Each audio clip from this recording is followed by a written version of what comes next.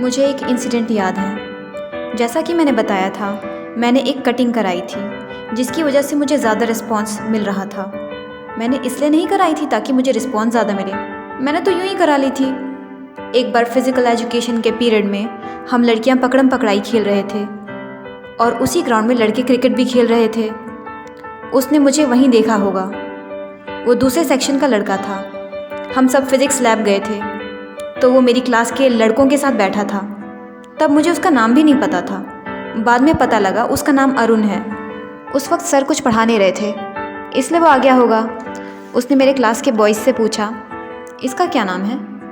उन्होंने कहा, सानिया।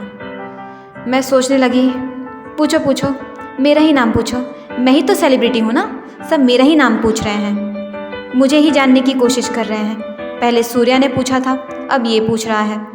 ज़रूरत ही क्या है जानने की जब जानता नहीं है। एक तो दूसरे सेक्शन का लड़का है, हमारी क्लास में आ गया। बहुत इंटरेस्ट आ रहा है मुझे जानने में। जानना पहचान मैं तेरा मेहमान, सब पता है मुझे।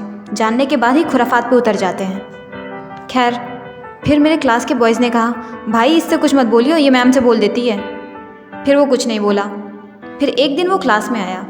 मैं अपनी प्रैक्टिकल फ़ाइल एक जगह रख के अपनी दोस्त से कुछ बात करने गई थी। उसने मुझसे बिना पूछे मेरी प्रैक्टिकल फ़ाइल में से एक पेज फाड़ लिया, वो भी मेरी आंखों के सामने। मुझे बहुत गुस्सा आया। मैं उसके पास गई और कहा, तूने मेरी प्रैक्टिकल फ़ाइल में से बिना पूछे पेज कैसे फाड़ा? वो हंसने लगा। अब मुझे और गुस्सा आ गया। मैंने उससे कहा, एक तो गलती, ऊपर से हंसी। फिर उसी प्रैक्टिकल फ़ाइल से मैंने उसके सीने पे मार दिया। बहुत ज़ोर से नहीं मारा, लेकिन मार दिया। उसने काम ही ऐसा किया था। पूछ के ले लेता तो कौन सी उसकी इज्जत घट जाती, और सॉरी मांगने के बजाय हंसेगा। ऐसे में तो पिटना ही चाहिए। जब मैंने प्रैक्टिकल फाइल से मारा, वो बोला, अरे।